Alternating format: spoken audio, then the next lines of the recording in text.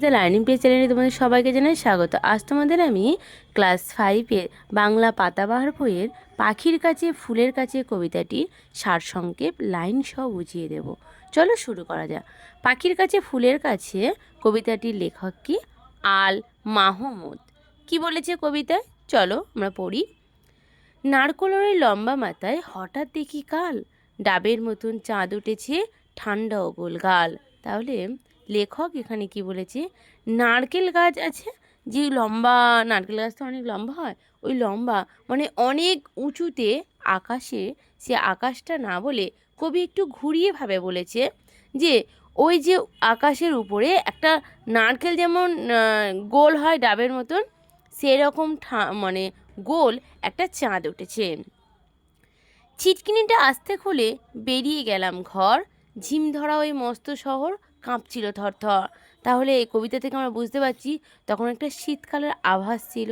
সেই সময় ঘরের দরজাটা খুলে সে ওই মস্ত শহরটা মানে কুয়াশার মধ্যে ঝিম ধরেছে, সেই সময় সে বেরিয়ে সেই শহরটাকে সে দেখছিল। মিনারটাকে দেখছিল যেন দাঁড়িয়ে আছে কে? মিনার মানে কুতুব মিনার, যে বড় মিনার হয়, সে মিনারের কাছে সে দাঁড়িয়ে দেখছে কত বড়।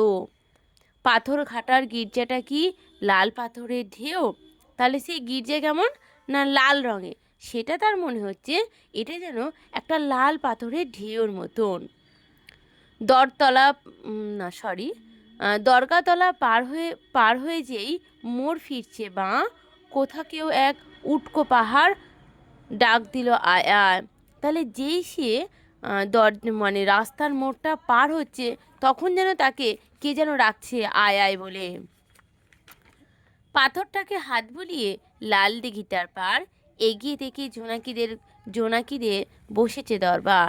তাহলে সে পাথরটাকে হাত বুলিয়ে যখন সে মোড়টা ঘুরে, যেই সে ঘুরছে তখনই দেখছে যেন জোনাকিরা, রাত্রিবেলা জোনাকি, সেই জোনাকি পোকা যেন একটা দরবার বসেছে, মানে এত জোনাকি পোকা। আমায় দেখে কলকলিয়ে দিঘির কালো জল বলল এসো, আমরা সবাই না ঘুমানোর দল। যেন কবি বলছে, তারা যেন তাকে বলছে এসো, আমরা রাত্রিবেলা ঘুমাই না, আমরা না ঘুমানোর দল, তুমিও আমাদের সাথে যোগ দাও। পকেট থেকে খোলো তোমার পদ্য লেখার ভাঁজ, রক্তজবা ঝোপের কাছে কাব্য হবে আজ।